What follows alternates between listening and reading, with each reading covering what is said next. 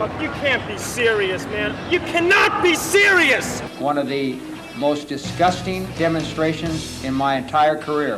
We got the worst group of seniors right now that I've ever been associated with. Okay, welcome back to another edition of The Right Call. It's been a while. I'm flying solo today. I'm your host, Mark Altman. And today on The Right Call, we're talking about fan etiquette. We're talking about the Kyrie Irving shenanigans. The Celtics have obviously been dispatched embarrassingly. And before I get into the fan etiquette piece, I don't want to get caught up in all the excuses with Celtics fans about there was no Kemba, there was no Robert Williams, there was no Jaylen Brown. Even with those guys, Brooklyn would have easily beat the Celtics. Maybe they would have won a second game to take it to 6. I don't know. But the Celtics were outclassed in every way, shape, and form. And I do anticipate the Brooklyn Nets are going to win the NBA Finals. And the two teams that I think have the best chance of beating them, one is the team they're playing next in the Milwaukee Bucks, and one is the Los Angeles Clippers, who I think have a unique combination of guys in Kawhi Leonard and Paul George, and even Rajon Rondo at the point with his playoff experience and savvy. We shall see. But in the meantime, I'm not going to rehash things we've been already talking about with Kyrie Irving. What I do want to talk about is fan etiquette a little bit. And this all started, well, this has been going on for a long time, but recently we had the Russell Westbrook popcorn incident. We had the incident with the Utah fan, with Ja Morant. And incidentally, the Utah organization is now offering free tickets to Ja's family and are trying to do right by him before the next game. We had the Celtics water bottle incident at Kyrie, and we had the Sixer fan or the Wizards fan running on the court against the Sixers. And this is 4 incidents, and especially in a span of a week. And look, why is this going on all of a sudden, right? Well, here's why, right? I, for a living, coach and train people on, among other things, emotional intelligence. And people have been cooped up. They're out, they're getting back into arenas, and they're taking out their frustration and all the things that have been building up over the pandemic. But in the case of the Celtics, it's more than that. Celtics fans are angry. They're angry that the Celtics have had one of the most disappointing seasons in their franchise.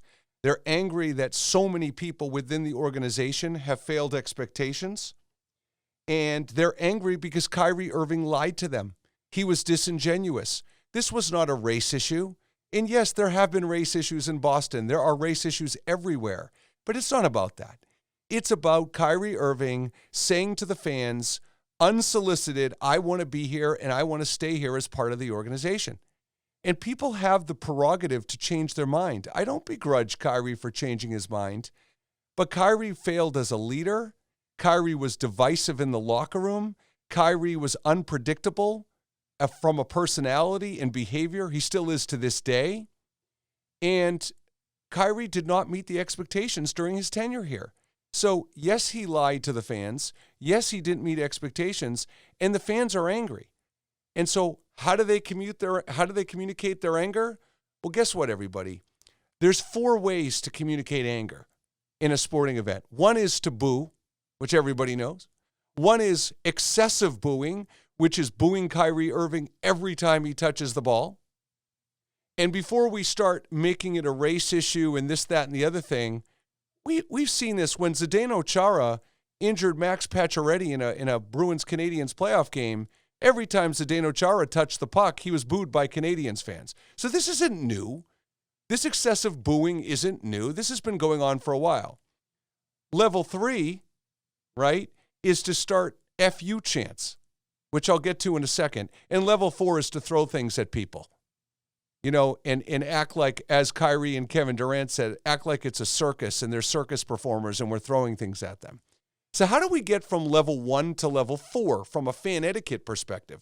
How do we get from simple booing to throwing things at people? Well, a lot of it is people feel like they have a loss of control and they don't know how to vent out their frustrations. A lot of it is people are clowns. And, I used to wait tables in college. And, sometimes when people go out to eat, they act totally differently because they can. And sometimes I look at fans, they either want to get on TV, show off to their friends, or they're just not mentally there. So, look, what this comes down to for me is, And what prompted me to do this show today, I've got a huge problem with the FU chants. You know, they were doing it to Trae Young in New York, and now they're doing it to Kyrie. I don't get it. And call me old-fashioned, and believe me, when I'm watching Kyrie at home, I'm thinking FU Kyrie because I hate the guy. I hate the guy almost as much as Alex Rodriguez, and that's saying something. So yeah, I'm thinking FU. But I'm not going to yell it at the top of my lungs at a sporting event with thousands of kids at the game. And I don't get it. Like, I don't get how thousands of adults start chanting FU Kyrie or FU Trae Young or FU anybody. And more importantly, Boston, who has come up with some of the most creative chants in the history of sports. That's where we're at, FU? And let me revisit some history here. Back in 1986, when the Red Sox played the Mets in the World Series, Darryl Strawberry patrolling right field, and the fans started chanting, Darryl, Darryl. That has carried to this day. We see that in all kinds of arenas.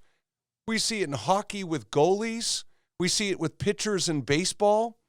We see fans taunting players. They're saying their name in a sarcastic, derisive way all the time. That's creative. I like that. I think that's funny.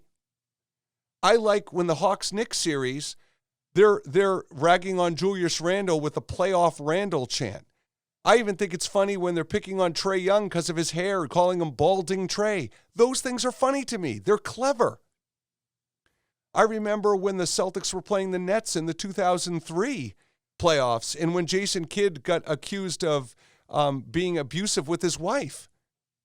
And so many Celtics fans came to the game and they had wife beater T-shirts on.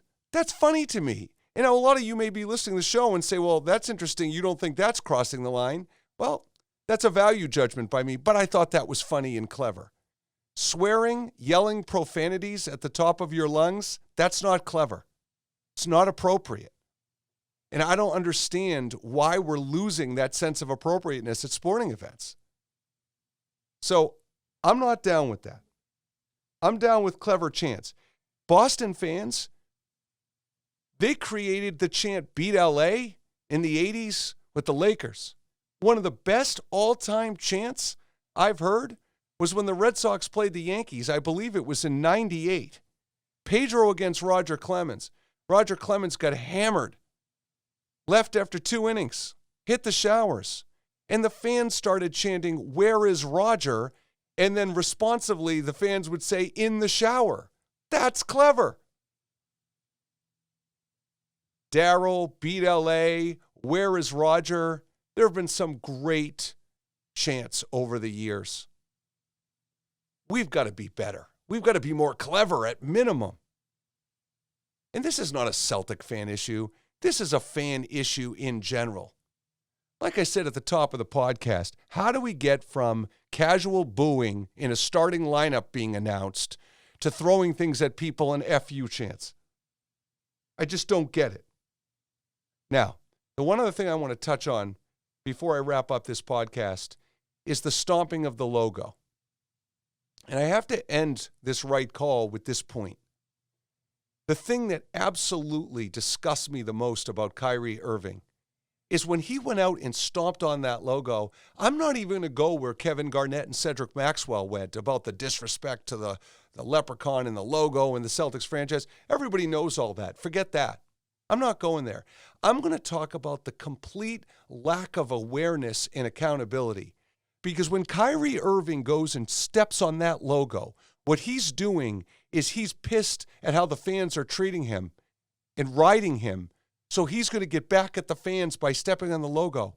Hey, Kyrie, why don't you own your failure for once? Why don't you stand up in front of the media and say, hey, you know what? Instead of playing the race card and saying that, trying to nip in the bud how the Celtic fans are going to ride you for games 3 and 4, how about stand up in front of the media and say, hey, you know what? I got to be honest. I expect a lot of booing when I go back because it didn't go well while I was there. And I had originally planned on staying, but I decided not to. So to be honest with you, I get why the Celtic fans are angry. I get why they're upset. Is that so hard? Can you just not own it? because you deserve it. When you lie, when you're disingenuous, and when you misrepresent what's going to happen, it's called integrity. And so when people lie, people get angry. And when people are passionate sports fans and you make comments about the race of Boston, we know what you're trying to do. You're trying to put it out there so other athletes don't come here. We know. You're not tricking anybody. You're not fooling anybody. And then we read articles that with Jason Tatum, they're such good friends, he's going to try to influence Jason Tatum. We know what you're doing, Kyrie. We know you're divisive. We saw it in the locker room. We get it. But don't go stomping on the logo as if you've been wronged, as if you've been treated unfairly, because you haven't. So, for another edition of The Right Call, I'm Mark Altman. We'll see you next time.